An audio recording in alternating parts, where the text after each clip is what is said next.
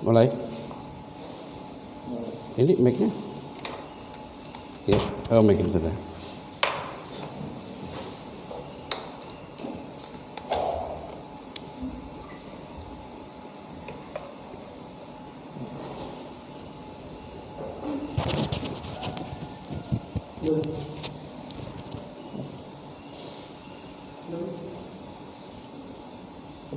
Oke.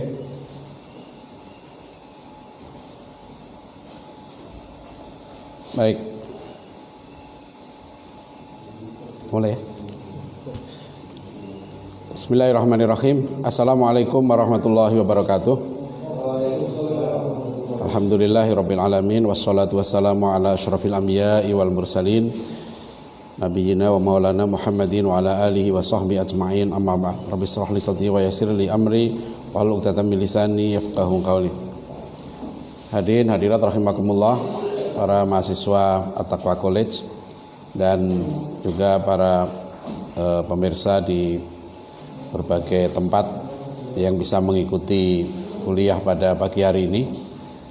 Pertama, alhamdulillah kita semua dalam keadaan sehat walafiat, ya. Kita masih diberikan nikmat oleh Allah, terutama nikmat iman, nikmat Islam, dan juga nikmat kesehatan, nikmat waktu luang, ya. Dua nikmat yang kata Rasulullah SAW sering sekali manusia melalaikannya, ya. Nikmat yang Allah berikan kepada kita, mudah-mudahan bisa kita syukuri, ya, meskipun di tengah musibah, ya, yang menimpa negeri kita dan juga banyak negeri-negeri yang lain. Baik saudara sekalian, yang pertama ini saya mohon maaf karena ini acara perdana dan ini murni, ya, disiapkan oleh para mahasiswa At-Taqwa College.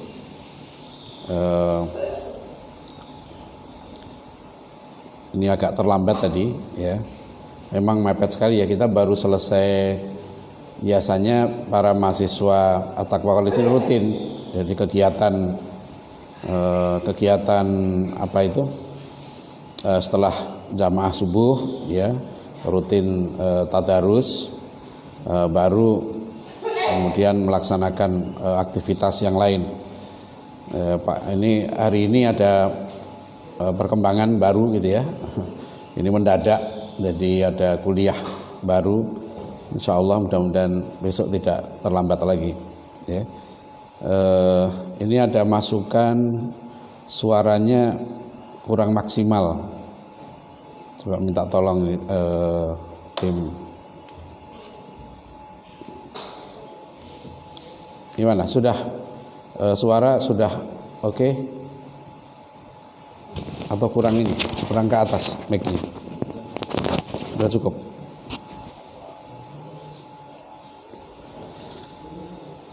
Baik, kita lanjutkan, ya. Bismillahirrahmanirrahim. Jadi Bapak Ibu saudara sekalian, kita pagi ini kuliah perdana kita, temanya adalah peluang pendidikan, ya, di era kebijakan pendidikan Merdeka Belajar dan Kampus Merdeka, ya. Ini sesuatu yang baru.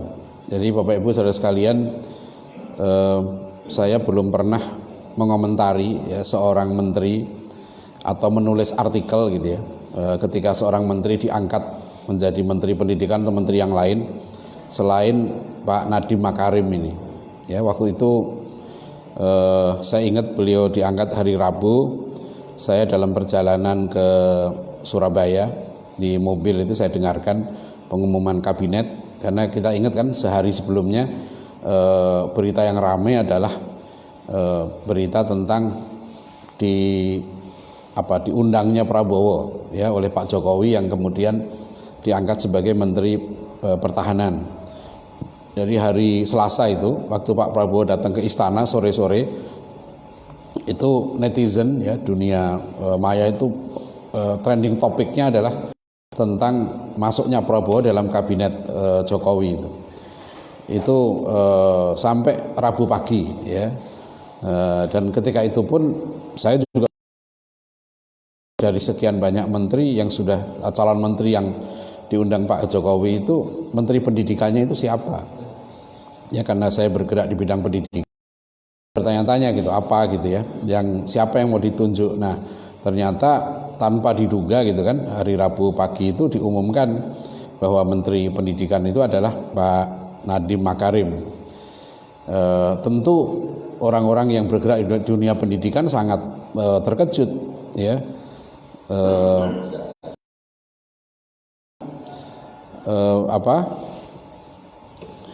Dunia pendidikan itu nggak pernah ngalami kayak begitu ya. Jadi seorang menteri diangkat ya, tapi tidak punya background ya dalam dunia pendidikan. Dan waktu itulah muncul banyak, maksudnya background dunia pendidikan itu dia nggak pernah mengelola ya, pendidikan. Jadi ada tema yang ini mohon maaf mungkin masih ada masukan ya, suaranya putus-putus, atau beralih ke itu aja, ke Facebook aja. Yang Facebook bisa didengar.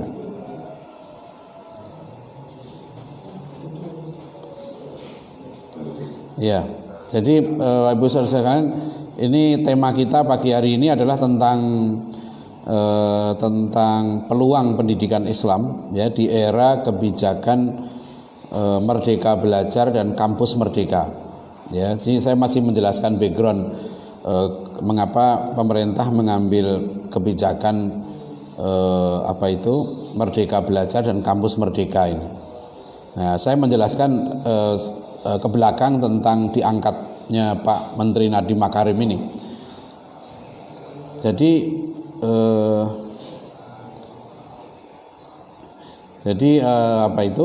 waktu Pak Nadiem Makarim diangkat, tadi saya jelaskan ya, saya menulis artikel ya yang saya kirim ke Republika dan dimuat hari Jumat ya dengan judul Harap Cemas Pendidikan Kita. Kenapa?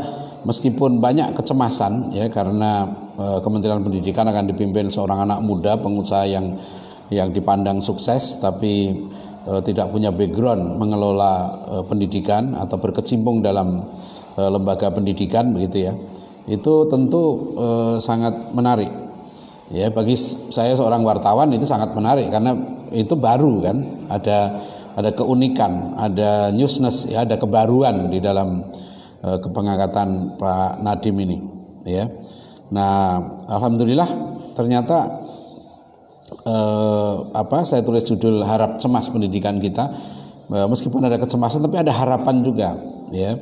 Ya, kita tentu yang bergerak di dunia pendidikan memahami ya bahwa ada harapan ya. Harapannya apa? Tentu terutama dalam dunia birokrasi ya, karena ada seorang rektor di Jogja pernah menulis satu artikel di media massa yang mengkritik ya kebijakan pendidikan kita sampai menyebut sebagai gejala formalisme. Jadi bukan sekedar formalitas tapi sudah formalisme gitu. Jadi hal-hal yang sifatnya formalistik itu lebih dipentingkan daripada substansi.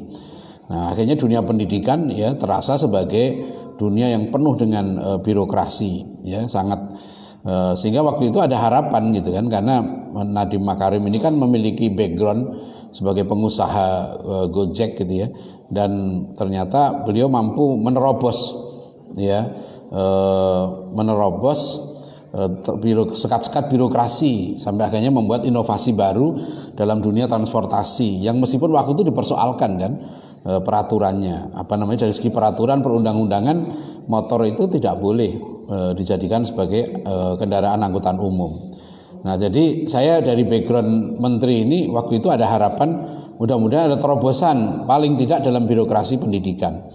Dan ternyata saya benar ya prediksinya bahwa ada terobosan. Maka kita lihat setelah itu baru dalam 100 hari gitu kan, Menteri Nadiem Makarim menjabat, itu ada 2 kebijakan yang sudah diluncurkan, yaitu satu Merdeka Belajar ya, salah satunya yang ramai adalah tentang digantinya bentuk UN nanti 2020 ini UN terakhir, dan juga penyederhanaan RPP.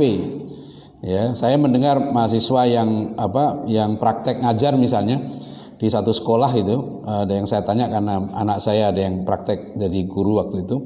Saya tanya gimana kesannya setelah praktek ngajar di sekolah di satu SMA di Depok.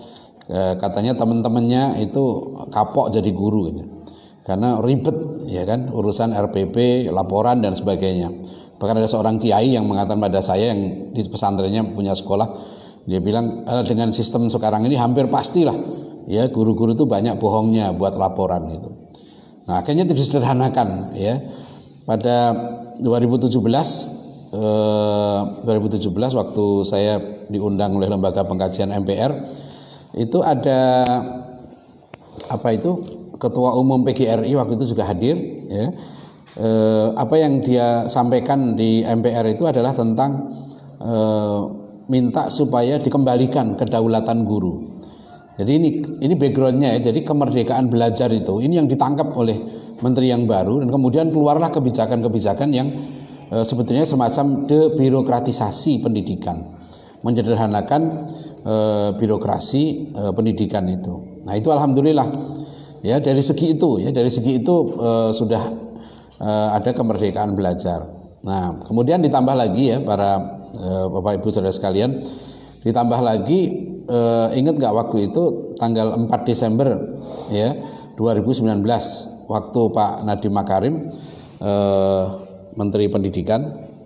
Nah ini ada tambahan mic baru. Lebih jelas mudah-mudahan.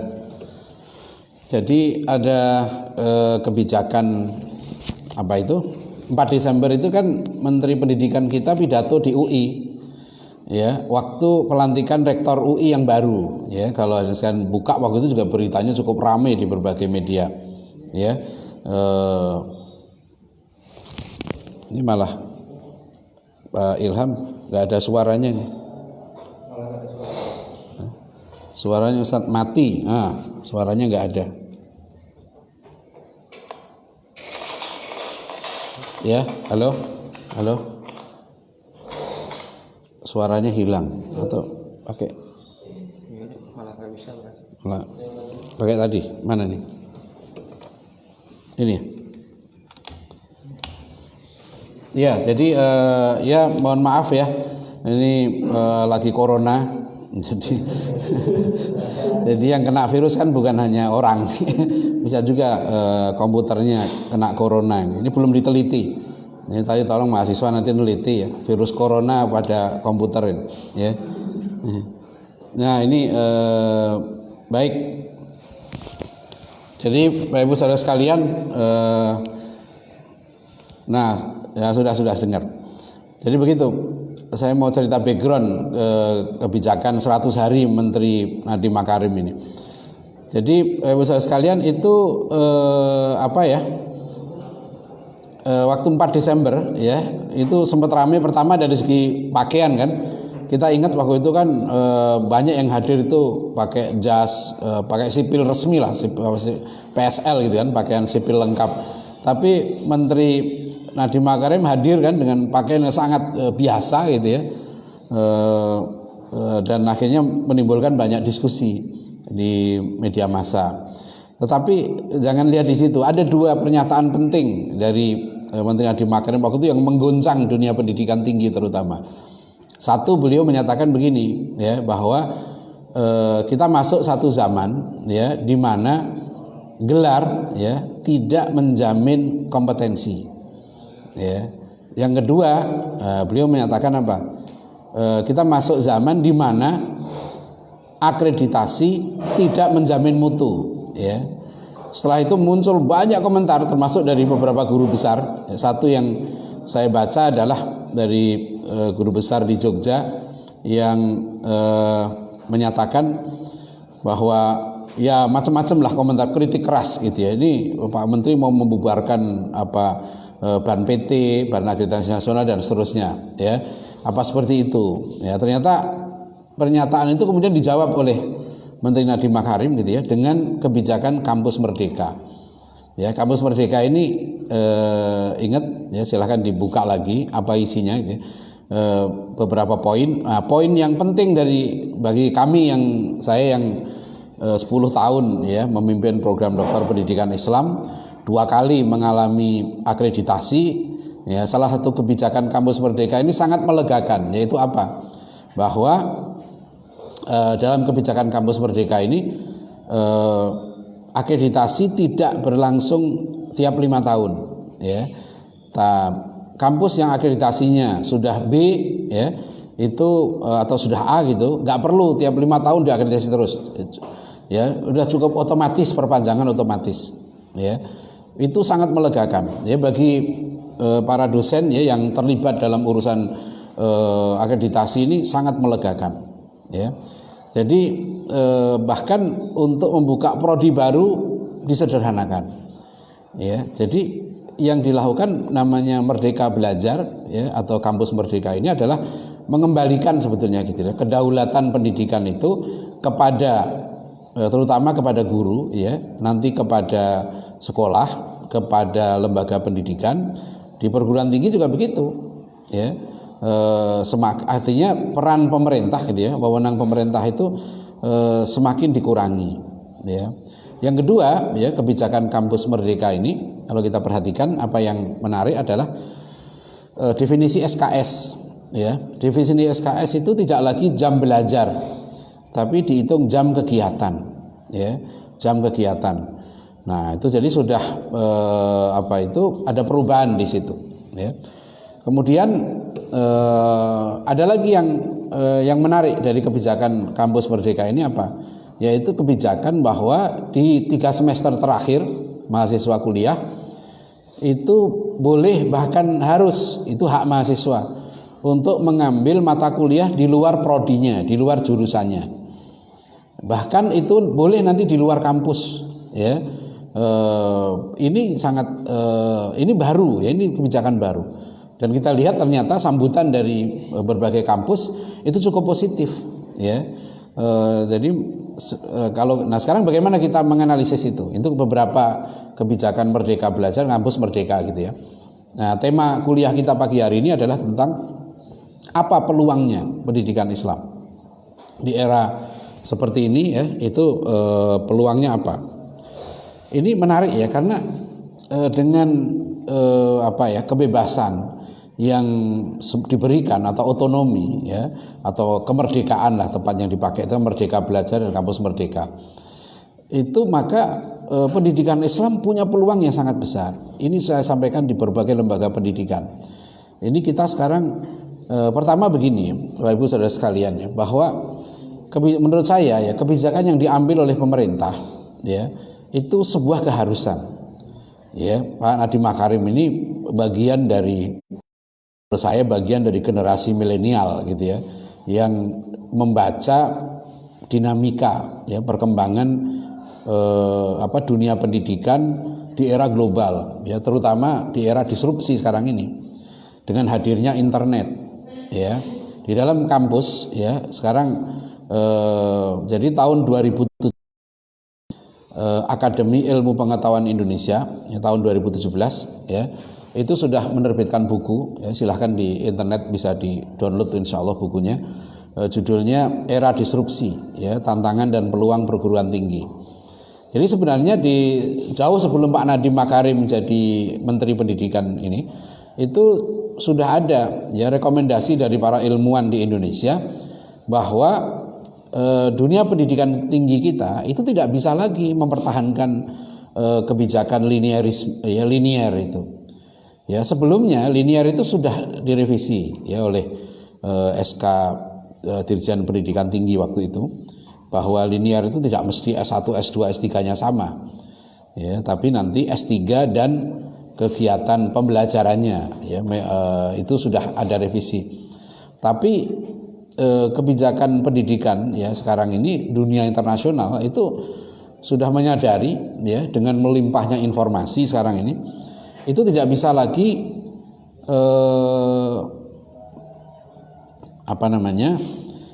tidak bisa lagi bersifat linier. Untuk memecahkan satu masalah ya, itu sudah harus bersifat multidisiplin ya atau interdisiplin ya. Itu di berbagai dunia berkembang sekarang namanya Polymath University. Ya, jadi Polymath University itu adalah satu bentuk pembelajaran di tingkat perguruan tinggi di mana seorang mahasiswa itu boleh mengambil bukan satu prodi. Ya, kalau sekarang kan orang masih mau misalnya masuk fakultas hukum gitu ya, kan dia belajar ilmu hukum saja. Ya, atau dia fakultas ekonomi, dia belajar ekonomi, atau prodi misalnya akuntansi, dia masuk belajar akuntansi. Selama ini begitu. Itu linear namanya. Ya. Nah, sekarang itu sudah ada ya kebijakan di mana kebijakan Polymath University itu, jadi seorang mahasiswa itu dia prodinya akuntansi gitu ya. Dia langsung mengambil 3 prodi sekaligus. Jadi misalnya akuntansi, kemudian politik, kemudian matematik, ya itu bisa. Ya, kemudian orang mengambil misalnya hukum, sekaligus dia juga ngambil prodi politik, ya, sekaligus misalnya juga ngambil prodi syariah, ya itu dimungkinkan. Ya, sekarang kan misalnya gini kan, ada prodi ilmu komputer, gitu ya, itu nggak cukup.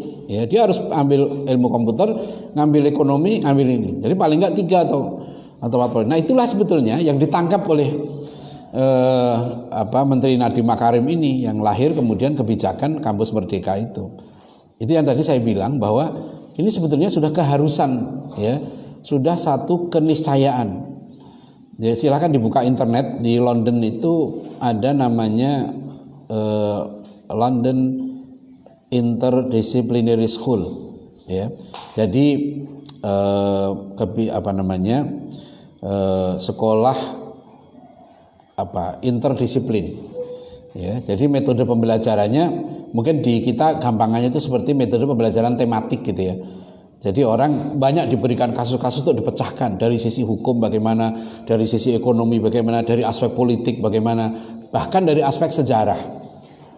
Nah, ini menarik ini sekalian ya. Apalagi kemudian di tahun 2019 itu juga keluar buku dari David Epstein, ya, yang judulnya Range, ya, David Epstein itu. Nah, buku ini sempat waktu itu saya menerima WA dari Dr. Yudi Latif di satu grup WA, ya, dia ulas buku ini, di Instagramnya Dr. Yudi Latif tentang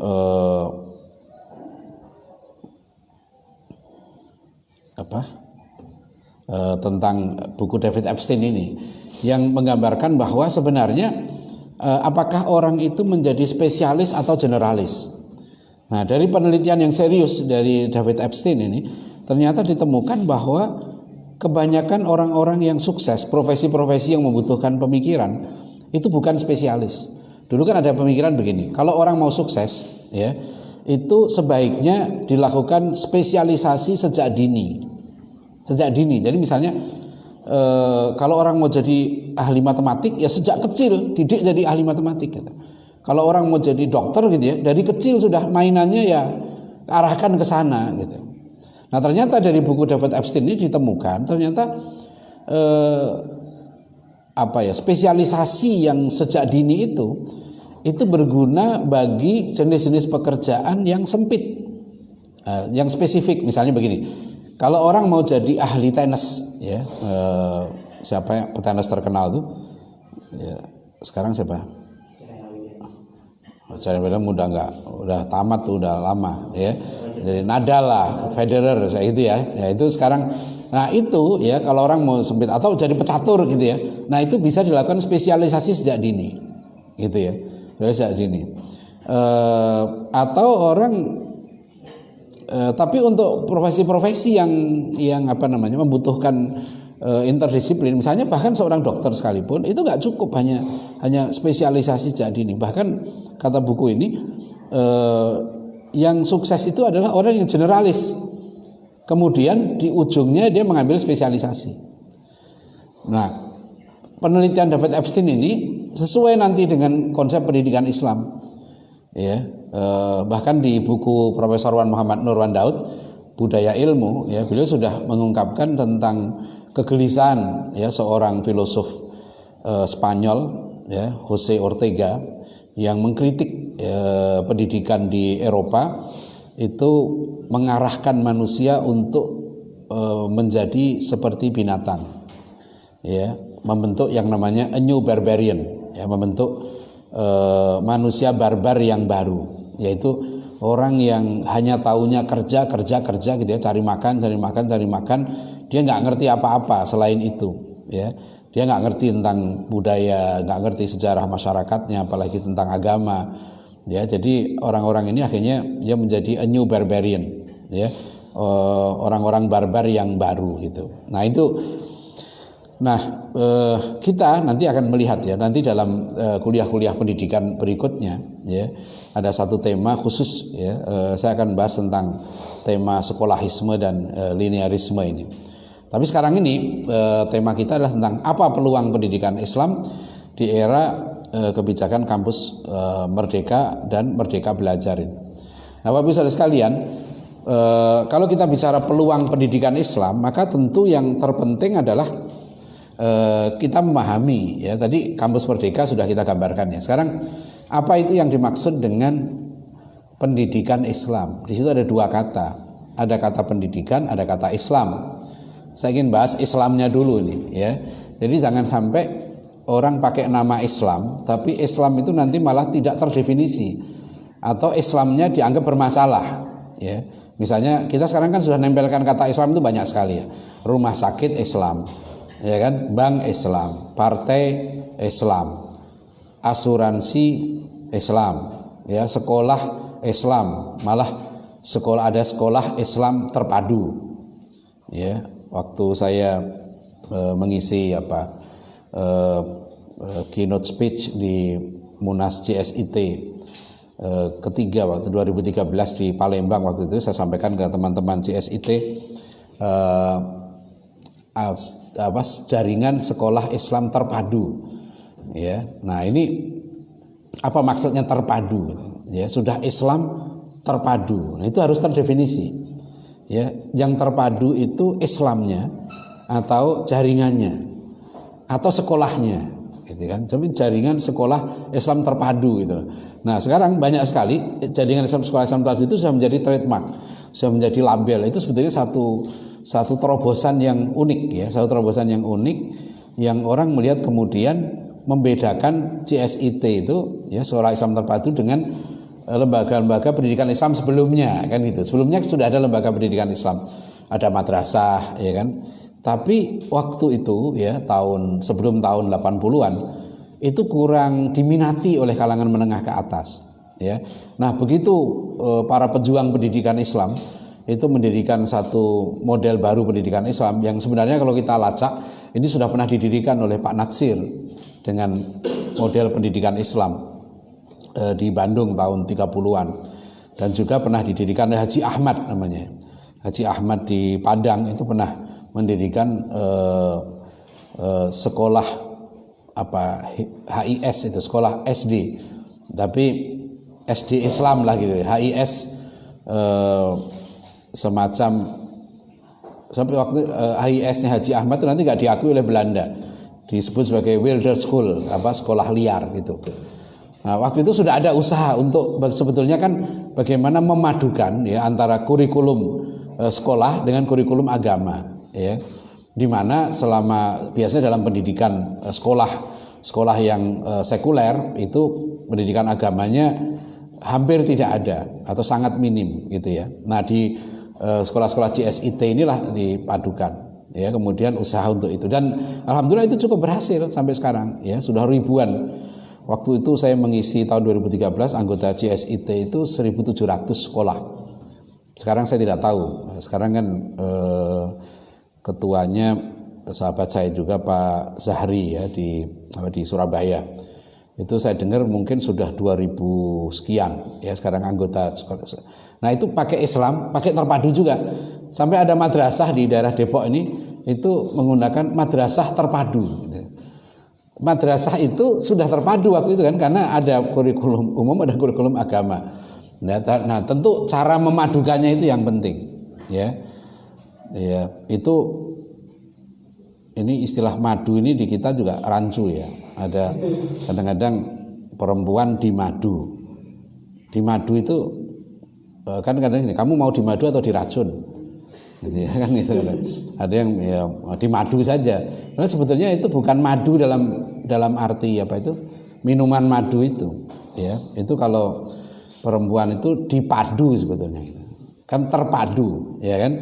Nah, jadi sekolah terpadu, ya kalau rumah tangga terpadu, tapi ini ada istri saya, ya jangan ngomong masalah sensitif ini, ya terpadu gitu kan, terpadu itu maksudnya dimadu, ya dipadukan, bukan dimadu dikasih madu, ya dipadukan. Jadi kalau istrinya satu ya nggak bisa dimadu. Padu itu mesti lebih dari satu kan. Apa yang mau dipadukan? Ini ya Pak Ilham ya. Ya gitu ya. Ini Pak Ilham nih yang juru tekniknya. Beliau pakar IT-nya, ya. Baik, kok sampai ke situ tadi ngomong apa tadi? Jadi kita ngomong Islam ya. Maksudnya kalau kita pakai nama Islam harus jelas definisinya. Jadi misalnya Universitas Islam, ya. Itu apa? Islam itu di situ maknanya apa? Kita hadirkan kata Islam harus jelas, ya. Artinya kalau ada universitas Islam berarti ada universitas yang tidak Islam kan? Ada bank Islam, ada bank konvensional kan itu. Bukan bank kafir ya itu ya. Kan istilahnya bank Islam, bank konvensional. Sekarang lawannya ya. Universitas non Islam kan nggak enak juga ya kan, universitas konvensional gitu kan. Jadi kenapa kok ada Universitas Islam Bandung ya, Universitas Islam Riau, UIR, Universitas Islam Sumatera Utara, UISU, Universitas Islam negeri, pakai Universitas Islam itu negeri lagi, Universitas Islam negeri Jakarta, UIN Jogja, UIN Pekanbaru dan sebagainya, itu ada maksudnya, UIN Malang gitu ya. Jadi kata Islam itu harus jelas memberikan solusi. Jangan pakai kata Islam, tapi Islamnya malah dipermasalahkan. Akhirnya nanti objek yang diberikan kata Islam itu jadi kabur. Pendidikan Islam, tapi Islamnya nggak jelas definisinya. Akhirnya pendidikan itu jadi kabur, gitu. Ya, jadi Islam itu adalah ad-din, ya, yang yang diturunkan Allah, ya, yang sudah sempurna sejak awal. Maka nanti dalam serial kuliah berikutnya, insya Allah kita akan bahas khusus ini, ya. Mana apa itu Islam, ya, ya, mengapa kita Muslim, ya, karena kata Islam ini kalau tidak jelas definisinya, itulah yang dulu sampai dalam hadis dalam Arba'in Nawawiyah ya, ada kisah Rasulullah SAW didatangi seorang laki-laki yang ternyata itu malaikat Jibril kan, langsung duduk di depan Rasulullah, mempertemukan lutut beliau dengan lutut Rasulullah SAW, langsung ditanya, ya Muhammad, akhbirni anil Islam, ya wahai Muhammad, ceritakan kepadaku tentang Islam. Dan Rasulullah menjawab, al-Islamu antashhada alla ilaha illallah wa anna Muhammadar Rasulullah, ya, wa tuqimas shalah wa tu'tiyaz zakah wa tasuma ramadan wa tuhijjal bait man istata'a ilaihi sabila, ya. Jadi definisi Islam itu sudah diberikan langsung oleh Rasulullah, ya. Ini ada pemirsa yang bilang ini putus-putus buffering. Ya sabar, nih zaman virus ya. Ini lagi musim virus, ya, virus mungkin koneksi. Atau mungkin pesantren At-Taqwa Depok ini lokasinya hanya 500 meter sekitar itu dari alun-alun kota Depok, ya. Jadi lokasinya sangat strategis. Yang belum pernah kesini silahkan datang, tapi jangan sekarang karena sampai tanggal 28 Maret ya, kita ngikuti kebijakan wali kota Depok untuk seratusan santri ya di tingkat SMP SMA itu sedang belajar di rumah. Jadi mohon mudah-mudahan masih bisa didengar ya, masih bisa ya, masih ya, baik. Jadi tadi dari kata Islam ya kita jelaskan, Islam itu harus jelas definisinya, ya. Jadi kalau Islamnya dipersoalkan, maka nanti objek yang lain jadi masalah, ya. Yang unik begini, ada kampus ya pakai kata Islam tapi nggak mau Islamisasi, ya kan? Kalau ada bank Islam itu maksudnya apa? Maksudnya kata bank yang sebelumnya ada praktek-praktek yang tidak Islami kan gitu, ya kan? Itu diislamkan supaya praktek-praktek bank perbankan yang tidak Islami menjadi Islam.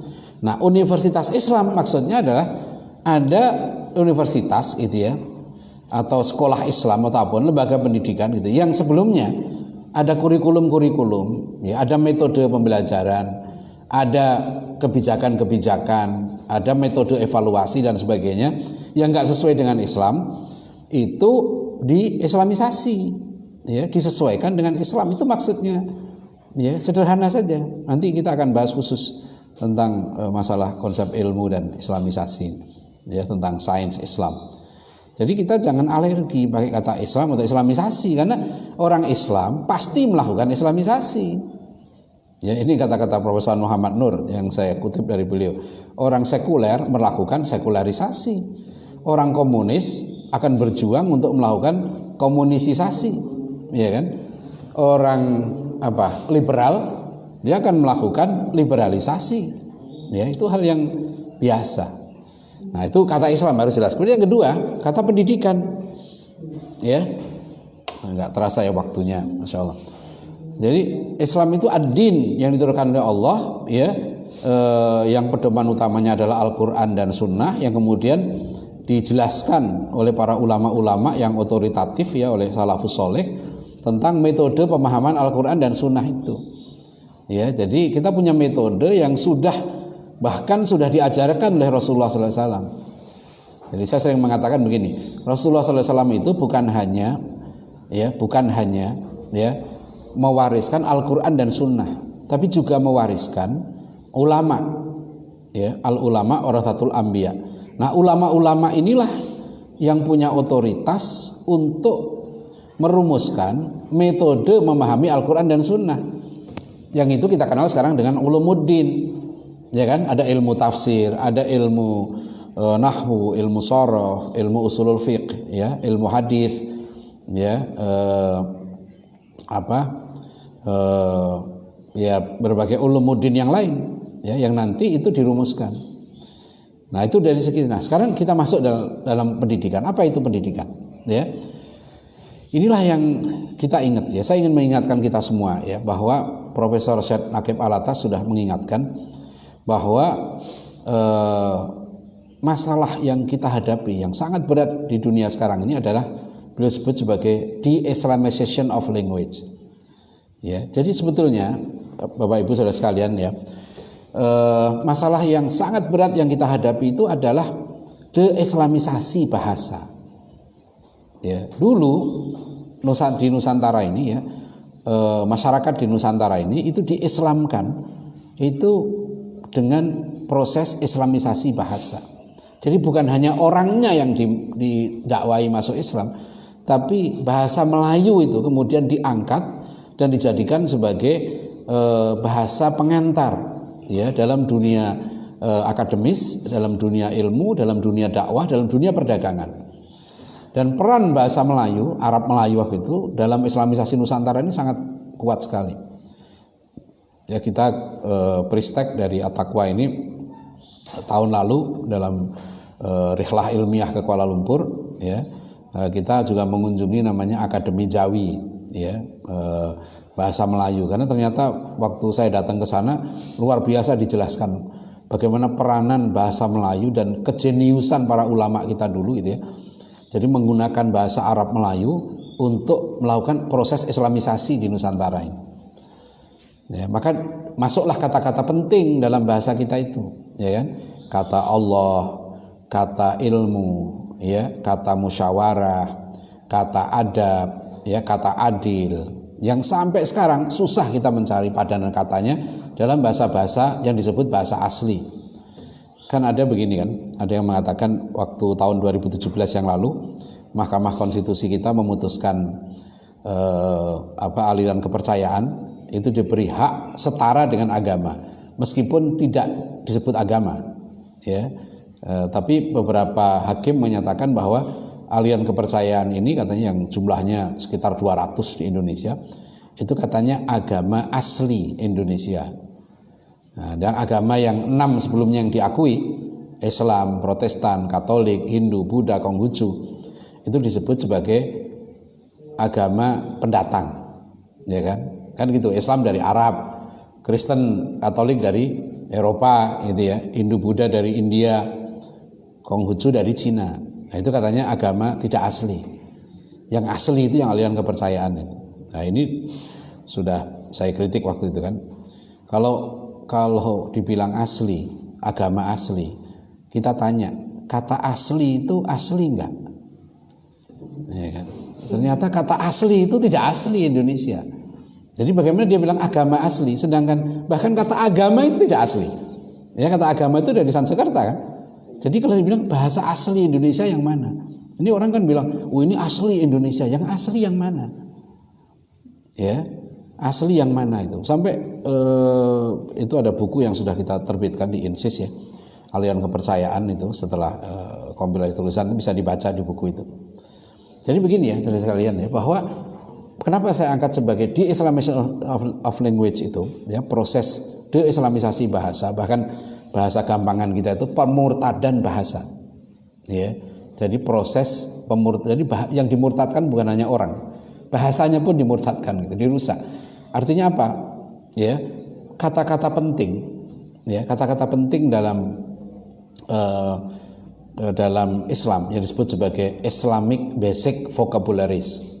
Ya, itu kata Prof. Alatas. Jadi setiap bidang ilmu itu punya ya satu key terms namanya gitu ya, kata-kata kunci. Nah, dalam Islam itu ada kata-kata kunci. Kata iman, ya kan, kata kufur, kata munafik, kata sholat, kata zakat, ya, kata takwa, ibadah, dakwah, ilmu, adab, akal, ya, itu kata-kata penting, kata-kata kunci dalam agama kita. Nah, ketika de-Islamisasi bahasa ya terjadi, kata-kata penting ini berubah maknanya, sehingga masyarakat kehilangan ya makna asalnya, makna yang sepatutnya. Ya, contoh misalnya kata adil. Ya, sekarang paham nggak ketika Allah perintahkan ya, innallaha ya'muru bil adli wal alhamdulillah. Ya, innallaha ya'muru bil adli wal ihsan wa ita'i dzil qurba wa yanha 'anil fahsya'i wal munkari wal bagh, ya. Allah perintahkan kamu berlaku adil. Ya, dalam ayat yang lain i'dilu huwa aqrabu lit taqwa. Berlaku adillah kamu. Kata adil itu apa? Ya.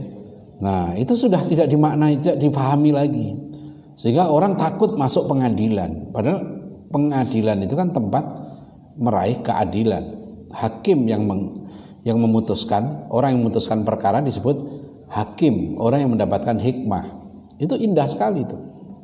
Prosesnya peradilan, tempatnya pengadilan, yang mengadili namanya hakim, orang yang mendapatkan hikmah. Orang yang mendapatkan hikmah dia tidak akan keliru. Nah, sekarang kita masuk kata pendidikan. Sekarang kalau kita sebut kata pendidikan, apa maksudnya? Ya kan?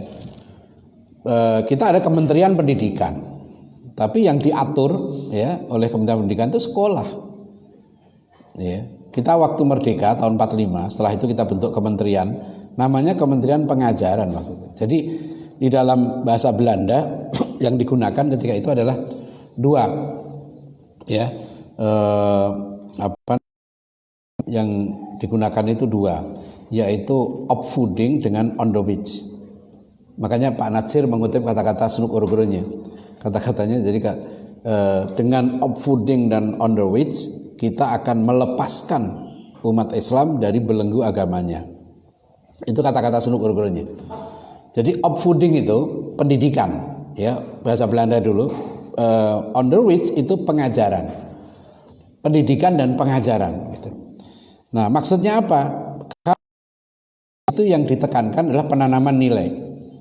Sekarang orang bilang pendidikan karakter, ya. Nah, nanti dalam Islam akan kita ini kan, ya, kita apa makna pendidikan dalam Islam itu, ya. Jadi kata pendidikan ini gitu, itu mengalami kerancuan karena banyak orang kemudian menyamakan pendidikan dengan sekolah. Saya sering kalau seminar kan disodori CV, ya, riwayat pendidikan, tapi kolomnya itu kolom sekolah, ya, SD, SMP, SMA, gitu ya, SD, SMP, SMA, kemudian S1, S2, S3 kan gitu. Itu namanya riwayat pendidikan. Nah, ternyata kalau kita perhatikan riwayat pendidikan ini disamakan dengan riwayat sekolah. Itu gak betul sebenarnya. Saya sering bilang loh, apa setelah saya selesai S3 saya tidak dididik lagi? Ya kan, berhenti kan di situ. Karena orang memaknai pendidikan itu selesai. Bahkan yang lebih fatal lagi, nanti memaknai yang namanya pendidikan sama dengan sekolah, begitu selesai S1 saja dia merasa sudah selesai pendidikannya. Sudah merasa tidak wajib lagi cari ilmu. Ini yang akan kita bahas khusus ya, tema ini. Ya, jadi keliru. Nah, pendidikan sebenarnya bukan itu. Pendidikan itu dalam bahasa Prof. Nakib Alatas ya itu lebih tepat ya, istilahnya adalah ta'dib. Ya, ta'dib dari kata adaba yu'addibu ta'diban. Memang ada yang digunakan.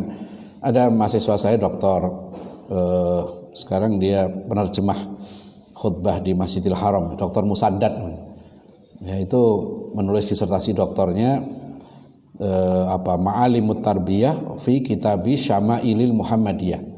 Ya, dia nulis disertasi dalam bahasa Arab menganalisis kitab Syama'ilil Muhammadiyah. Itu kitabnya Imam At-Tirmidzi ya, kitab kumpulan hadis tentang akhlak dan khalaq Rasulullah. Ya, tentang sikap Rasulullah, fisik Rasulullah itu dijelaskan dalam kitab Syama'ilil Muhammadiyah itu. Nah, ternyata dalam disertasi itu beliau menganalisis ya, menemukan istilah tarbiyah itu baru belakangan ya, sekitar abad 1920 itu diambil oleh para pakar di Arab gitu ya, dari education, terjemahan dari education di barat. Tapi kalau kita telusuri dalam tradisi Islam, para ulama kita dulu menggunakan istilah pendidikan itu lebih kepada istilah ta'dib. Ya, itulah yang dalam surat At-Tahrim ayat 6 ya, dalam tafsir Ibnu Katsir dijelaskan maknaku anfusakum wa ahlikum naro, jagalah dirimu dan keluargamu dari api neraka. Itu maknanya adalah adibuhum ya, wa'allimuhum ya,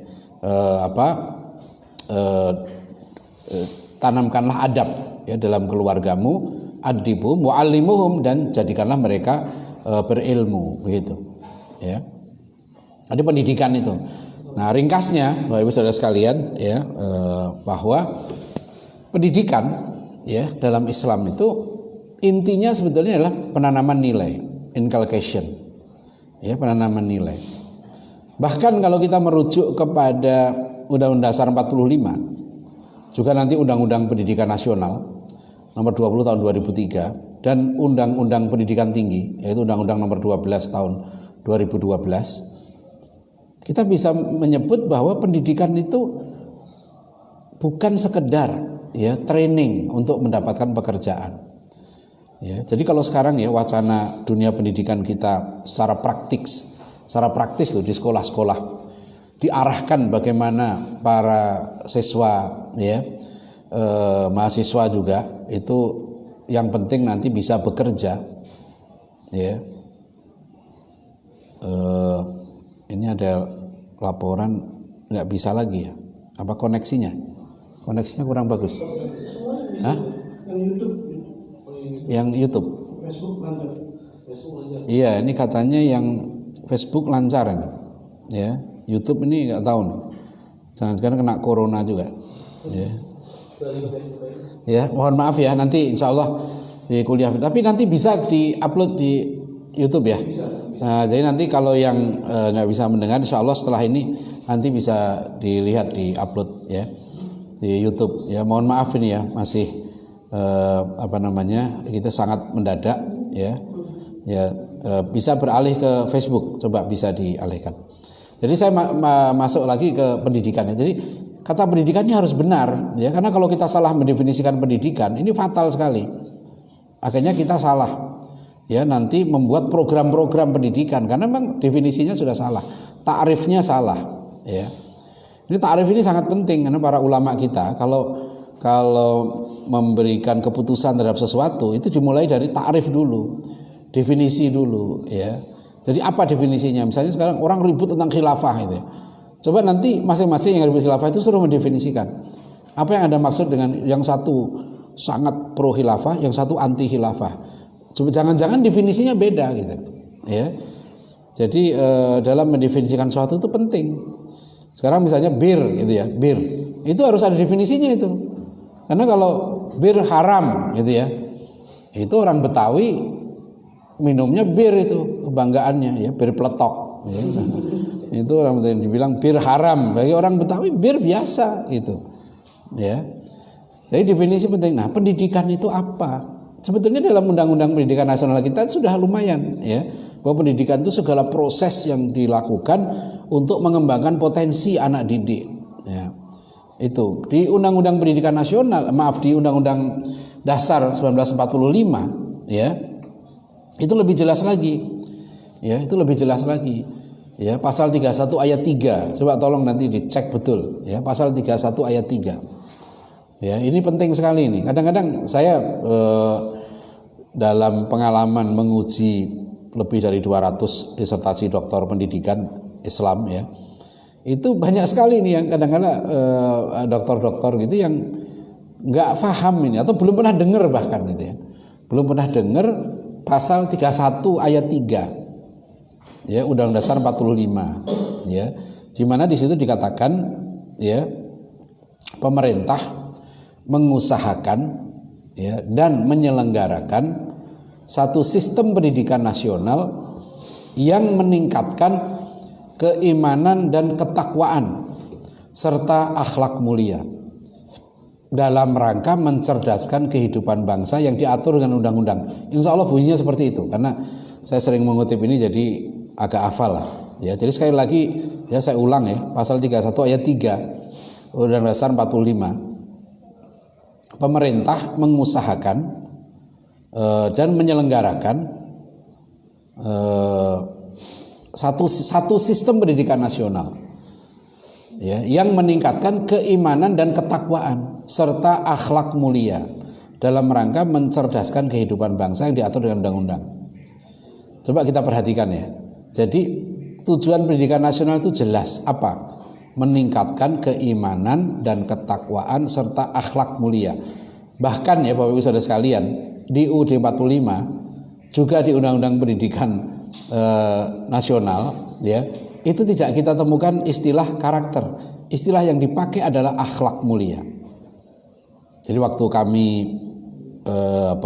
ada acara diskusi satu meja atau round table discussion ya, di MPR tahun 2017, itu adalah seorang profesor yang beliau merupakan ketua tim penyusun rancangan undang-undang pendidikan nasional nomor 20 tahun 2003. Beliau waktu itu menyampaikan ya, mengapa pemerintah menggunakan istilah karakter, pendidikan karakter, padahal kami ya, di tim undang-undang ini berdebat panjang apakah kami menggunakan istilah akhlak mulia atau menggunakan istilah karakter. Dan akhirnya katanya, kata beliau ini, kami sepakat menggunakan istilah akhlak mulia.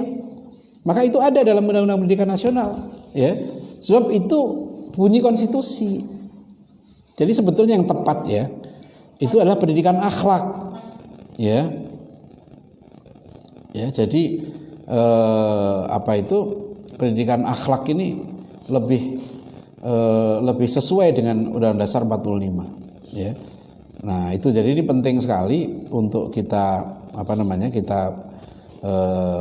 camkan ya, bahwa pendidikan nasional kita itu tujuannya meningkatkan keimanan dan ketakwaan serta akhlak mulia.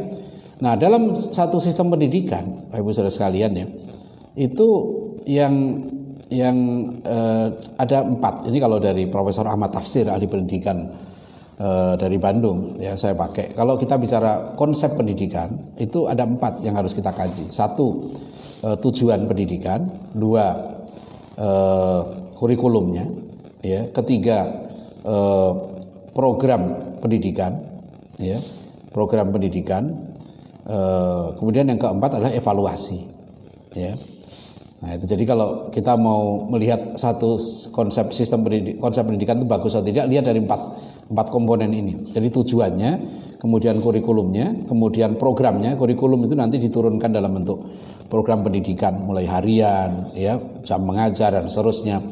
Kemudian yang keempat adalah evaluasinya ya. Evaluasi pendidikannya. Itu penting. Nah, sekarang apa ya pendidikan Islam tadi itu di era kebijakan kampus merdeka atau merdeka belajar. Nah, Bapak Ibu sekalian, kalau kita lihat ya, inti dari pendidikan konsep atau kebijakan Merdeka Belajar atau Kampus Merdeka itu adalah penyesuaian terhadap era disrupsi, ya, di mana informasi, ilmu pengetahuan sekarang itu melimpah ruah. Sekarang misalnya contoh sederhana ya, bagaimana sekarang ada satu bimbel online gitu yang anggotanya sampai jutaan, ya kan? Itu disrupsi itu sudah tidak perubahannya tidak linear lagi, ya, namanya sudah disruption, ya, gangguannya itu sudah tidak teratur dan tidak terduga, ya, perubahannya masif, tidak terduga, itu yang terjadi. Makanya ada peluang besar sekarang dalam dunia kebijakan pendidikan seperti ini. Peluangnya apa? Peluangnya kembali ke pokok pendidikan tadi, bahwa pendidikan dalam Islam itu intinya adalah penanaman nilai, yaitu kita bilang penanaman nilai-nilai akhlak atau adab itu inti pendidikan, ya, kalau Profesor Syed Naqib Alatas merumuskan dengan bahasa yang sangat penting di buku Islam and Secularism itu, ya, bahwa the purpose for seeking knowledge in Islam is to inculcate goodness or justice as man, as individual self. Jadi tujuan mencari ilmu dalam Islam itu adalah menanamkan nilai-nilai kebaikan atau nilai-nilai keadilan, ya, dalam diri manusia sebagai manusia, ya. Jadi manusia sebagai hamba Allah, manusia sebagai khalifat, menanamkan nilai kebaikan. Makanya orang yang semakin berpendidikan, maka dia akan menjadi orang yang semakin adil. I'dilu huwa aqrabu littaqwa. Kalau orang semakin adil, maka dia semakin takwa. Nah, itu makna pendidikan yang inti di situ.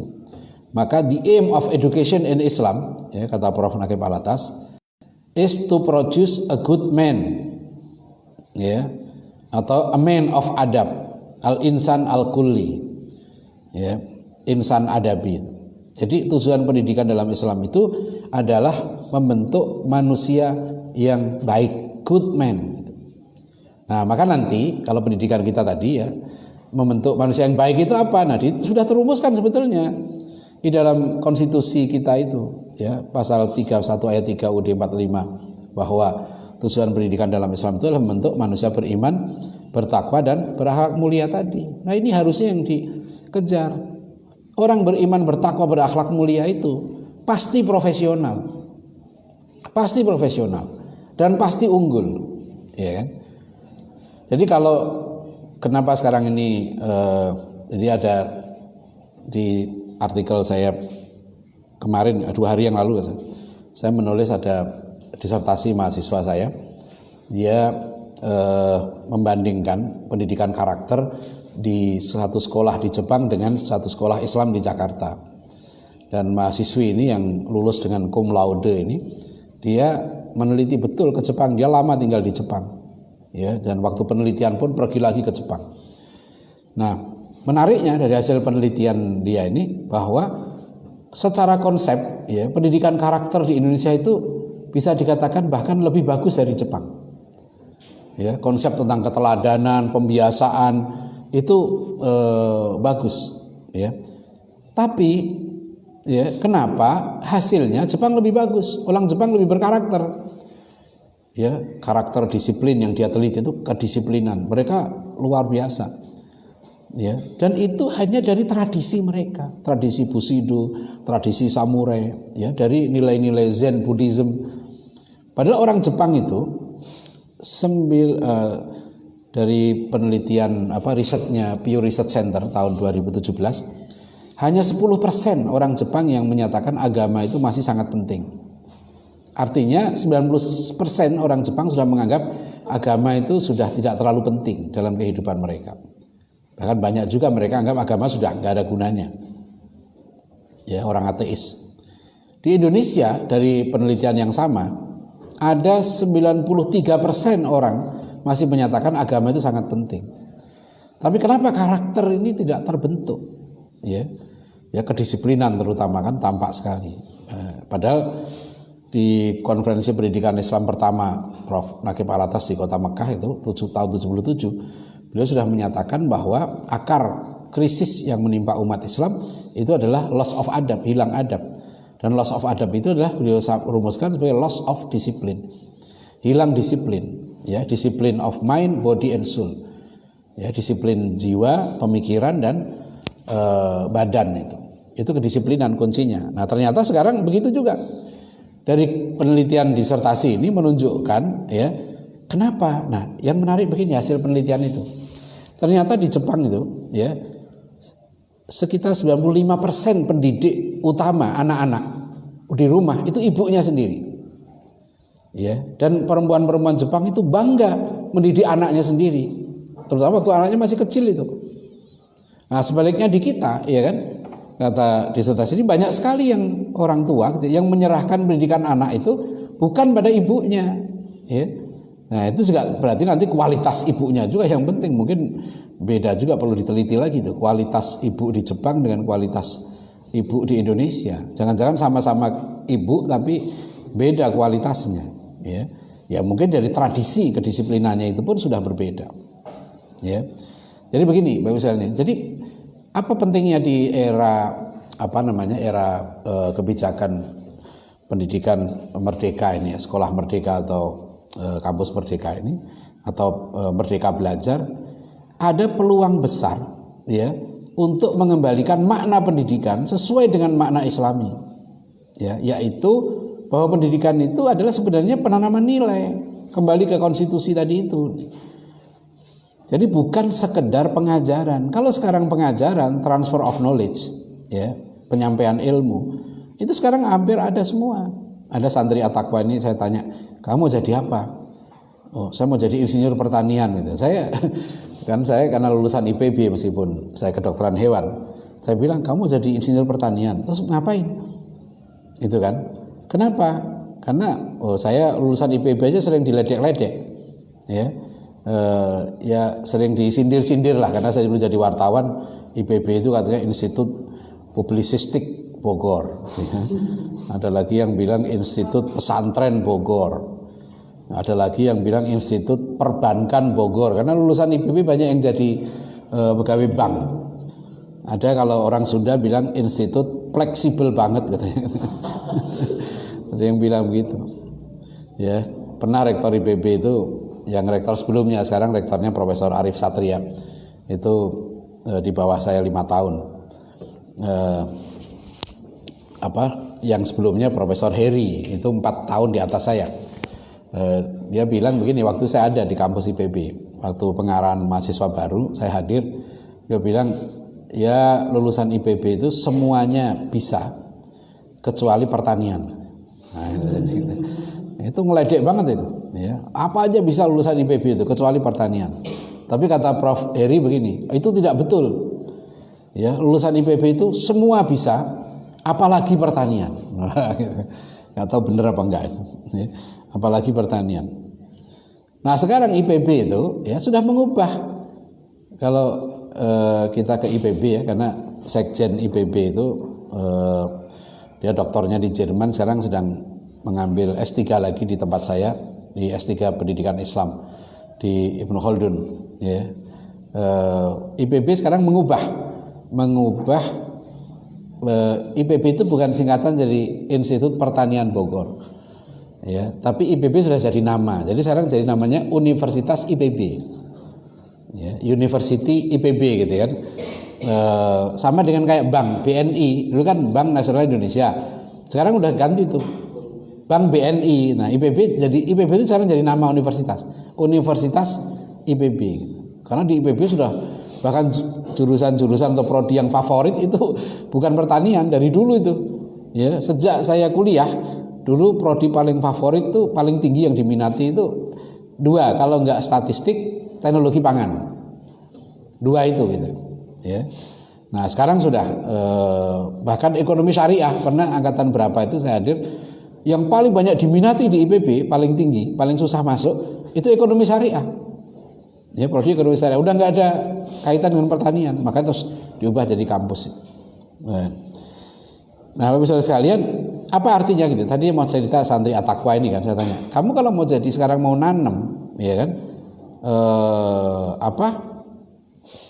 Sudah ada semua. Ya, mau nanam apa aja informasi di internet itu membanjir itu. Ya. Jadi mudah sekali kalau mau sekarang informasi pengetahuan itu. Oleh karena itu, ya, kenapa kampus-kampus sekarang masih bertahan? Ya. Karena masih ada regulasi pemerintah. Orang tuh sekarang pengennya begini, yang penting saya dapat S1. Setelah saya dapat ijazah S1, nanti saya bisa kerja di mana saja. Karena bisa mau jadi ngelamar di perusahaan, mau di wartawan, syaratnya ijazah S1. Ya. Sekarang mau jadi guru TK harus S1 kan itu. Akhirnya sekarang membanjirlah ya kampus-kampus yang menyediakan layanan untuk dapat ijazah S1. Itu masalahnya. Jadi kata dosen di Surabaya ini nulis begini, kita masih bisa bertahan kampus karena regulasi pemerintah. Nah, sampai kapan ini bisa bertahan gitu ya. Nah, Bapak Ibu Saudara sekalian ya, apa yang nggak bisa diganti oleh sistem informasi sekarang ini ya, yang disebut dengan MOOCs ya, Massive Open Online Courses, yang nggak bisa diganti itu adalah penanaman nilai tadi. Dan itulah peluang pendidikan Islam. Ya, jadi kalau saya ingin kesimpulannya, apa peluang pendidikan Islam yang sekarang ada ini? Justru sekarang ini era globalisasi, disrupsi ini, ya, mudahnya akses informasi dan pengetahuan terjadi, ya, bisa ambil. Maka mau nggak mau apa? Pendidikan itu kembali ke rumah. Sekarang kalau saya mengatakan pendidikan yang terbaik itu apa? Paling baik di rumah. Hanya masalahnya memang problem kalau bagaimana kalau orang tuanya nggak bisa menjadi guru. Nah, itulah sekarang pendidikan terpenting, nanti akan kita bahas khusus ini. Bagaimana kiat ya, satu tema nanti menjadikan orang tua sebagai guru yang utama. Ya, karena pendidikan itu intinya orang tua itu. Dan tadi saya katakan ya, pendidikan inti dari pendidikan, kalau bahasa Prof. Rakib Alatas itu begini, elemen yang paling fundamental dalam pendidikan Islam itu adalah inculcation of adab. Jadi ada tadi pengajaran, transfer of knowledge itu bisa digantikan oleh internet seperti kita ini gitu kan. Kita ini bisa ya mengadakan menambah wawasan bisa. Tapi membentuk kepribadian ya, menanamkan nilai itu nggak cukup hanya dengan menambah wawasan. Karena dalam proses penanaman nilai, ya, membentuk karakter, membentuk akhlak, ya, akhlak yang mulia, membentuk adab, ya, itu yang dilakukan adalah harus ada keteladanan. Itu yang terbaik.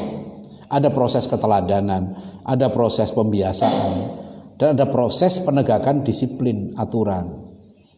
Ya, itu yang saya ambil konsep Profesor Ahmad Tafsir, ya. Bahwa pendidikan karakter itu akan sukses kata beliau kalau ada 4 hal. Ya, 1 ada keteladanan, 2 ada pembiasaan, ya, 3 ada pemotivasian, karena untuk menanamkan nilai ya, mendisiplinkan, membiasakan itu tidak mudah. Harus ada usaha memotivasi yang terus-menerus ya, dari orang tua, dari guru ya, agar itu bisa dilakukan ya. Nah, sekarang kalau kita perhatikan ya, apa yang tadi kembali ya, bahwa penanaman nilai yang terpenting ya adalah melalui keteladanan, caranya itu ya. Nah, di sini pentingnya peran orang tua dan guru, pentingnya interaksi. Ini yang dikatakan oleh Ki Hajar Dewantoro. Dari tahun 20-an Ki Hajar Dewantoro sudah menulis artikel yang beliau mencita-citakan. Jadi Ki Hajar Dewantoro ini kita bisa baca tulisan-tulisan beliau yang sudah dikumpulkan dalam 2 jilid buku ya tentang pendidikan. Ya, beliau sudah banyak menulis ya esai-esai, artikel tentang pendidikan waktu itu.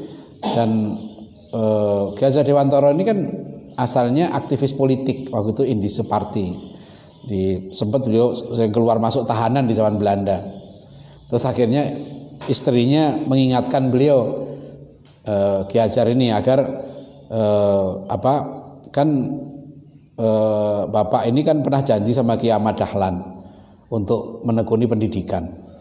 Maka Ki Hajar Dewantoro kemudian membentuk Taman Siswa, mendirikan Taman Siswa, perguruan Taman Siswa pada tahun 1922. Itu 10 tahun setelah mendirikan Muhammadiyah. ya. Tapi kan uniknya nanti yang menjadi tokoh pendidikan nasional, bahkan yang diperingati sebagai Hari Pendidikan Nasional itu adalah hari lahirnya Ki Hajar Dewantoro, 2 Mei. 2 Mei itu hari lahirnya Ki Hajar Dewantoro. Ya. Ya, ini yang pernah dikritisi oleh PGRI ya tahun 67 ya. Nah, sekarang oke lah, tapi kita bisa mengambil banyak hikmah ya dari Ki Hajar Dewantoro. Ini tokoh pendidikan nasional dan beliau sudah menulis tahun 20-an bahwa memang sistem pendidikan, bentuk pendidikan nasional kata dia yang ideal itu pesantren. Kenapa? Karena di pesantren itulah tinggal pimpinannya, gurunya, muridnya di situ. Makanya Ki Hajar Dewantoro misalnya membuat pendidikan ya itu menjadi 4 tingkat, 4 jenjang.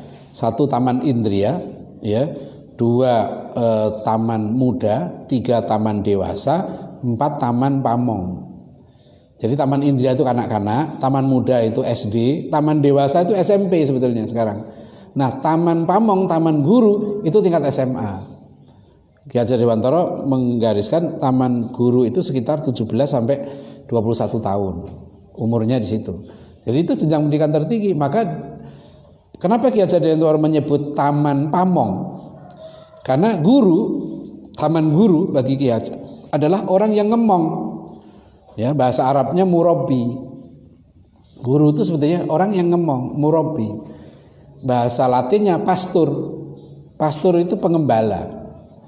Ya, pengembala. Jadi makanya bahasa Arabnya ra'in, kullukum ra'in wa kullukum mas'ulun an ra'iyati. Ra'in itu kan bisa diartikan pemimpin, ya, terjemah itu kan. Kamu pengembala. Kamu itu pemimpin, ya. Kamu harus mengembala, kan orang mengembala bebek, mengembala kambing itu kan menjaga betul, merawat gitu ya. Nah, guru itu bukan sekedar dalam persepsi Ki Hajar, dalam konsep pendidikan Ki Hajar, guru itu bukan sekedar bukan sekedar pengajar, ya. Konsep guru itu. Makanya ini juga saya guru, kenapa guru ada yang masya Allah menyedihkan. Ada guru yang disuruh merangkak oleh wali murid di YouTube, saya lihat tuh ada. Itu keterlaluan itu, nggak boleh itu. Ya, tapi ini juga karena kadang-kadang ada istilah ya, masa guru, waktu kasus guru Budi di Sampang waktu yang ditempeleng muridnya sampai mati itu kan, akhirnya muridnya di penjara itu kan guru Budi itu disebut istilahnya guru tidak tetap. Nah, ini yang saya kurang sependapat ya. Kenapa kok ada istilah guru tidak tetap? Kan berarti tidak tetap guru. Artinya kadang guru, kadang tidak guru gitu ya. Gitu. Tukang ojek ya kan. Guru itu sebagai pekerja bangunan, enggak masalah itu. Guru sebagai penjual mie ayam, enggak masalah. Tapi dia guru. Sebagai guru tetap dia guru gitu ya. Jadi di At-Taqwa ini juga rupanya ada juga istilah guru, maksudnya guru tetap yayasan, guru tidak tetap itu saya minta direvisi itu. Kalau guru tetap guru ya, meskipun dia statusnya pegawai tidak tetap ya, tetap guru. Nah, makanya istilah pamong atau orang yang ngemong itu ya kan, itu sebenarnya sudah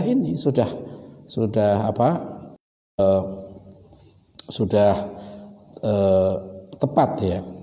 Nah, itulah yang disebut dengan muadib kalau seadab itu ya. Jadi guru itu adalah orang yang menanamkan nilai ya, memberikan contoh ya, memberikan motivasi, memberikan inspirasi. Dan itu kalau kita baca di beberapa artikel tentang pendidikan di era disrupsi, maka salah satu yang harus dilakukan sekarang adalah perubahan peran guru. Saya pernah sampaikan ke rektor ya, satu perguruan tinggi Islam. Saya bilang begini ke Pak Rektor, Pak Rektor, kalau mau kampus Anda ini bertahan di era disrupsi, maka kampus Anda ini, saya bilang, Pak Rektor harus pindah rumah, harus jadi kiai di kampusnya itu, ya.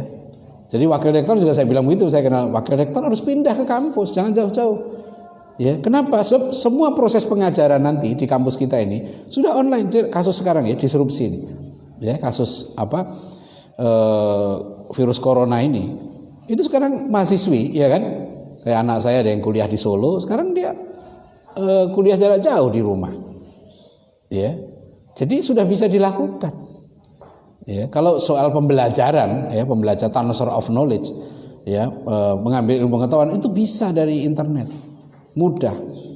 Ya, tapi sekali lagi gitu ya, yang nggak bisa dilakukan adalah proses penanaman nilai, pembentukan kepribadian.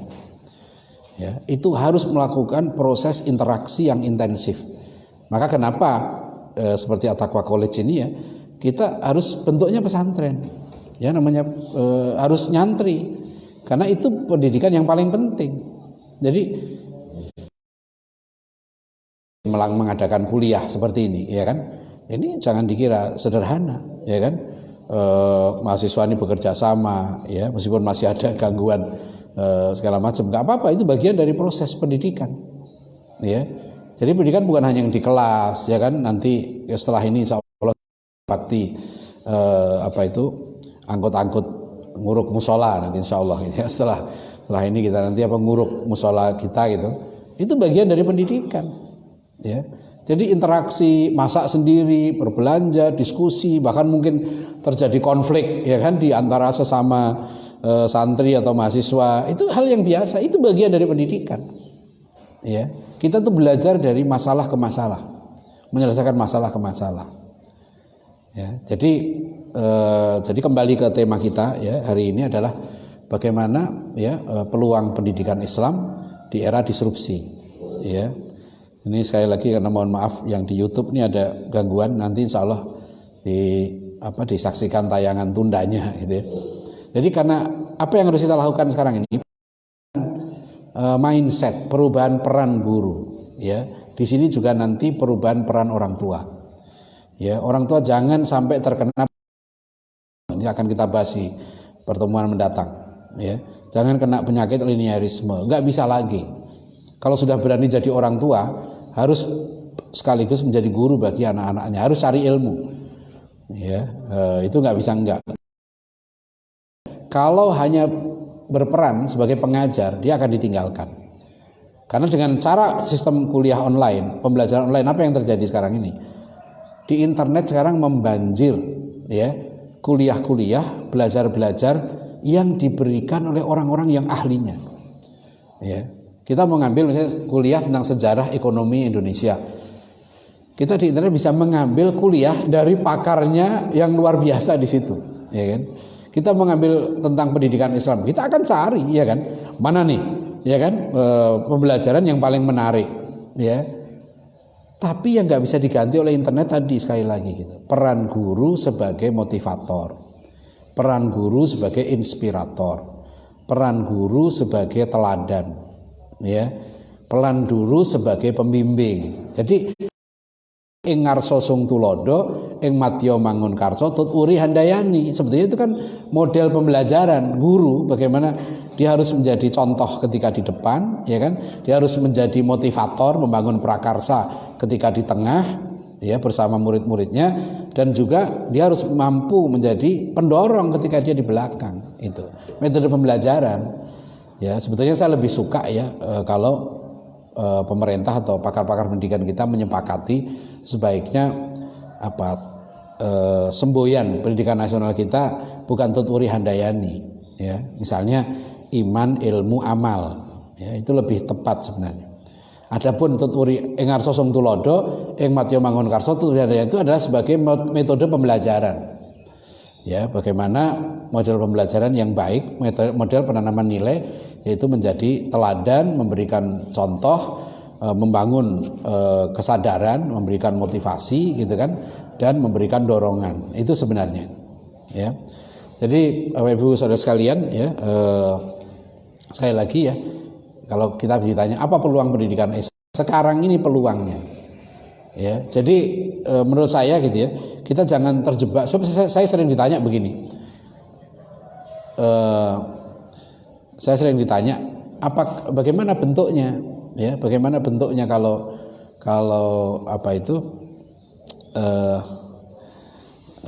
bukan, sering ditanya gini, kenapa sih kok pemerintah kebijakannya begini, kenapa kok begini, ya, Sudahlah sekarang ini ya, di artikel saya yang saya mengomentari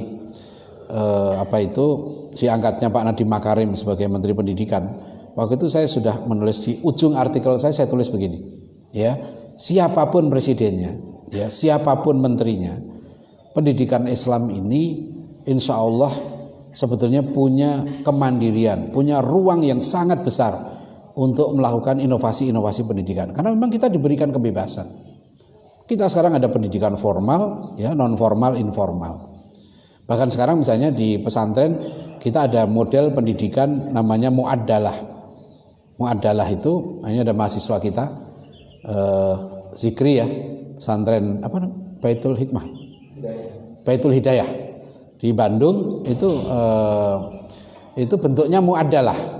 Ya, muaddalah itu hanya mengajar beberapa mata pelajaran yang akan di UN kan gitu ya, dan selebihnya itu bebas. Pesantren itu menentukan kurikulum sendiri, ya, pembelajaran sendiri, itu kebebasan. Bahkan kita ada sistem non formal.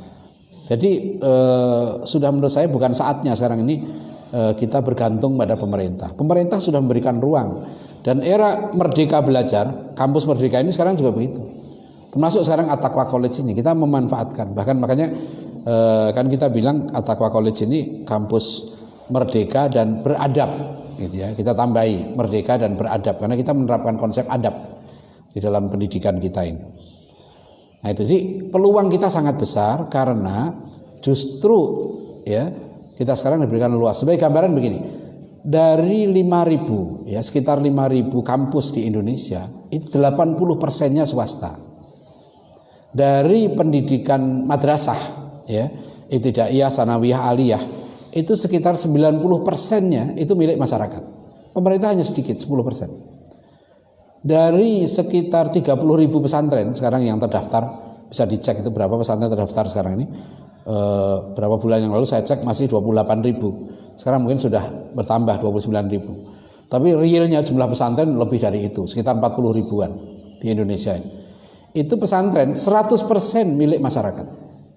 Pemerintah tuh nggak punya, satu pesantren pun nggak punya. Kita melihat kita punya ruang yang sangat besar untuk ya kan melakukan inovasi-inovasi ya dalam pendidikan gitu. Nah, di sini kita harus berkaca ya, ratusan tahun pesantren kita itu mampu melahirkan banyak ulama, banyak tokoh, banyak pemimpin ketika kita sedang dijajah oleh Belanda. Ya, ketika pemerintah sangat memberikan batasan, bahkan sama sekali nggak bantu pondok pesantren. Maka janganlah gitu ya, ketika kita sudah merdeka, justru ya pondok pesantren kita tidak mampu melahirkan orang-orang baik, ya, atau orang-orang ulama atau orang-orang yang pemimpin itu. Ya, dan itu perlu kita introspeksi. Bapak Ibu saudara sekalian, ya, ini waktunya sudah hampir habis. Tapi kalau tadi katanya ada yang pertanyaan mungkin 1-2, atau kalau ada pertanyaan nanti bisa saya jawab. Kan nanti kita ada kuliah lagi jam 9 insya Allah ya, jam 9 kita sehari 3 kali nih ya, mudah-mudahan kuat aja ya, insya Allah ya. Ada pertanyaan nggak yang muncul di ada? Saya tanya jawab cuma nggak tahu benar apa enggak. Iya. Ada yang nanya gini, Ustaz. Tadi Ustaz sempat menyinggung perihal orang yang generalis ilmuannya, dan kemudian akhirnya mengambil spesialis akan lebih sukses dibanding orang yang dari awal sudah mengambil spesialis. Kutipan dari David Epstein. Itu bagaimana penjelasannya? Insya Allah nanti kita akan bahas lagi ya di tema, ada tema di 27 mata kuliah itu ada tentang skolahisme dan linearisme. Saya akan jelaskan di situ ya. Saya tidak sepenuhnya setuju dengan konsep pembagian generalis spesialis. Kalau kita pakai konsep pendidikan Islam itu mudah. Kita pakai aja ilmu yang fardu ain, fardu kifayah. Ya, jadi generalis itu kalau dalam pandangan Islam itu dia harus menguasai ilmu-ilmu fardu ain. Ya. Jadi harus fardu ain ini nanti bertingkat-tingkat. Makanya kan ada nanti di mata kuliah kita ini, di serial kuliah itu ada pendidikan ideal tingkat dasar dan menengah. Nah, itu nanti insya Allah saya akan jelaskan apa yang harus diambil ketika dasar dan menengah, ya. Yang fardu ainnya apa? Ya, itu jadi kita nggak pakai istilah sebenarnya generalis atau spesialis gitu. Karena itu tergantung pada kemampuan orang. Ya, bagi orang yang diberi karunia Allah, ya, kecerdasan yang tinggi, maka dia tidak boleh diberikan kurikulum yang sifatnya spesialis praktis, di mana orang dididik hanya menjadi tukang. Jadi misalnya begini, kalau orang misalnya dia sangat cerdas, rata-rata sekarang orang yang sangat pintar di sekolah itu orientasinya ngambil fakultas yang arahnya diduga kuat menghasilkan banyak uang. Ya, contoh adalah kedokteran. Nah, akhirnya banyak anak-anak pintar kita masuk ke fakultas kedokteran. Di fakultas kedokteran dia dididik menjadi tukang obat dan tukang suntik. Ya. Dia tidak dididik menjadi ulama, tidak dididik menjadi pemimpin. Nah, kapasitas dia seharusnya itu bukan hanya menjadi tukang obat, tukang suntik. Ya, dia harusnya meskipun dia dokter, ya, tapi dia harus menjadi pemikir, dia harus menguasai tafsir, dia harus menguasai hadis, dia harus menguasai usul fiqh, dia harus menguasai ulumuddin yang lain dan ilmu-ilmu fardu ain yang lain plus ilmu fardu kifayah yang diperlukan oleh umat. Misalnya dia ngambil kedokteran tadi. Dia perlu nih, kita perlu ahli koronnya. Tapi kalau kapasitas otaknya masih lebih lagi, dia harus ngambil yang lain, jangan hanya kedokteran gitu. Dia harus mengembangkan lagi bidang fardu kifayah, misalnya dia harus ahli di bidang misalnya social engineering. Ya, dia harus ahli di bidang yang lain. Itu bisa, ya. Itu banyak contohnya. Jadi saya pernah bilang begini waktu panel dengan Pak Ilham Habibie di Makassar, saya lupa berapa, mungkin 10 tahun yang lalu lebih. Saya bilang begini, orang seperti Pak Ilham Habibie ini sangat cerdas. Insya Allah kalau beliau mau belajar ilmu tafsir, ya, insya Allah dalam 3 tahun Pak Ilham Habibie ini sudah mengalahkan Pak Quraish Shihab. Saya bilang, beliau ini luar biasa cerdasnya. Ya.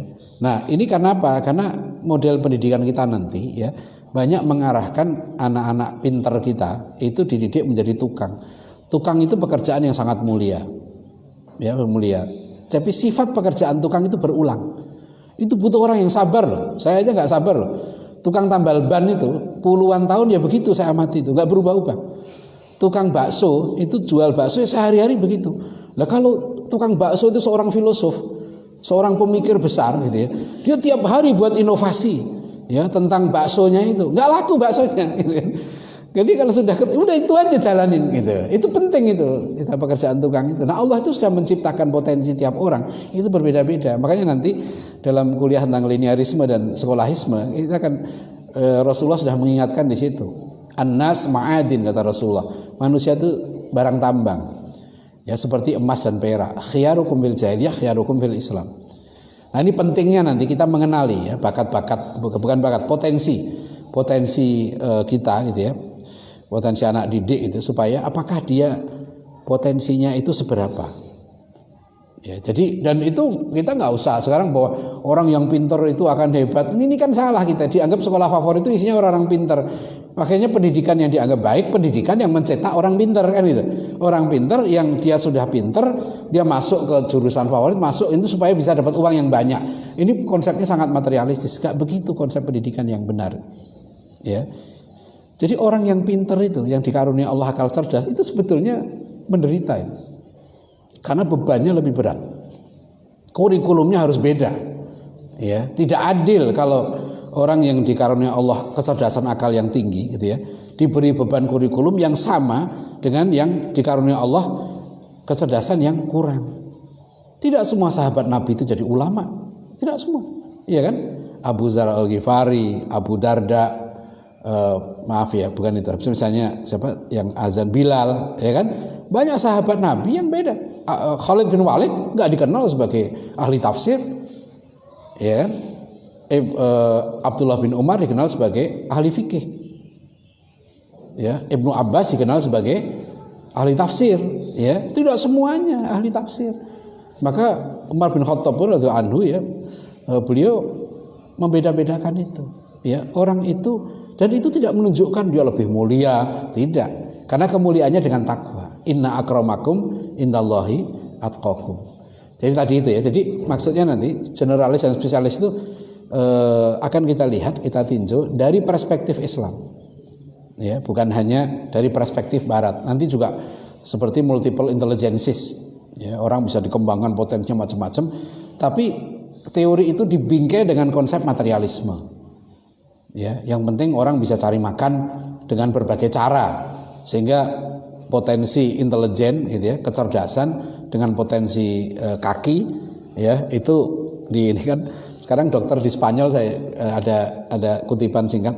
Dokter di Spanyol kan bilang gini, kami yang bekerja pagi siang malam digaji sekian ribu euro, sementara Ronaldo dan Messi ya Anda kasih gaji sekian juta euro. Ya, sekarang kalian butuh kami. Datanglah ke Ronaldo sama Messi sana gitu untuk menyembuhkan virus ini. Ya. Nah, ya itulah sekarang peradaban kita seperti itu kan, memberikan penghargaan kepada selebriti ya jauh lebih tinggi daripada penghargaan kepada ilmuwan kita kan, ahli fisika, ahli matematika dan seterusnya. Ya kan? Yang juara nyanyi luar biasa disambut, tapi yang juara qiraah gitu kan, itu nggak disambut gegap gempita seperti itu. Ya, itu contoh saja ya tradisi kita seperti itu. Baik, saya kira begitu ya jawaban singkatnya. Mahasiswa Tawakole dan Bapak Ibu saudara sekalian dimanapun berada, sekali lagi mohon maaf, ini kuliah perdana ini masih banyak kekurangan. Ya, mudah-mudahan nanti bisa dilihat di YouTube. Ya, nanti insya Allah kita akan kuliah lagi jam 9. Ya, kita tutup dulu. Mudah-mudahan kita mendapatkan ilmu yang bermanfaat. Jangan lupa doa kita tiap hari. Allahumma inna nas'aluka ilman nafi'an ya, wa rizqan thayyiban wa amalan mutaqabbala. Ya Allah, ya karunia kami mohon kepadamu ya Allah akan ilmu yang bermanfaat, ya, rezeki yang baik dan amal yang diterima. Billahi taufik wal hidayah. Wassalamualaikum warahmatullahi wabarakatuh.